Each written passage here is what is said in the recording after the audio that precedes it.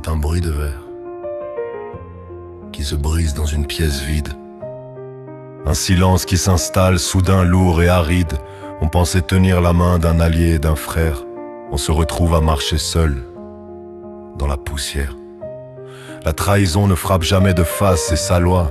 Elle attend que tu regardes ailleurs avec foi. Elle s'installe à ta table, elle boit dans ton verre. Elle connaît tes secrets, tes doutes et tes guerres.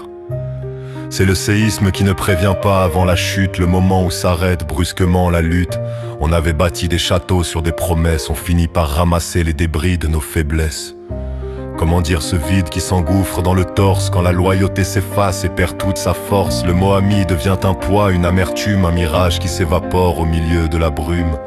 On repasse le film, chaque scène, chaque geste. On cherche l'indice, le venin, ce qui nous reste. Était-ce vrai ce rire, ce soutien, ce regard? Ou n'était-ce qu'un rôle joué avec beaucoup d'art?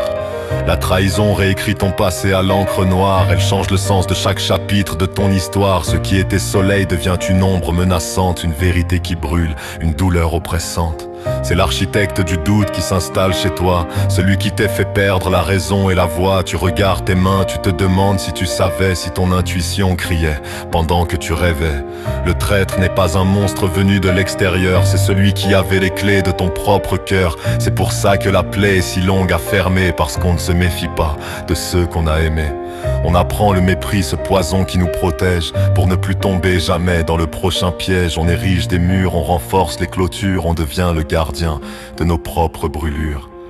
Mais la haine est un fardeau bien trop lourd à porter, un incendie qu'il faut finir par supporter. Trahir, c'est le choix de celui qui s'est perdu, c'est le compte final d'un respect jamais dû.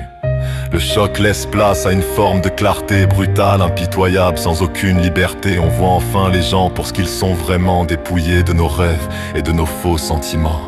On réalise que la loyauté est un trésor rare, pas une monnaie d'échange dans un vieux hangar, que tout le monde n'a pas la même définition du mot honneur, du mot lien, de la dévotion. Alors on reste là, debout dans les décombres, à essayer de distinguer la lumière des ombres. On réapprend à respirer sans cette oppression, sans la peur constante d'une nouvelle agression.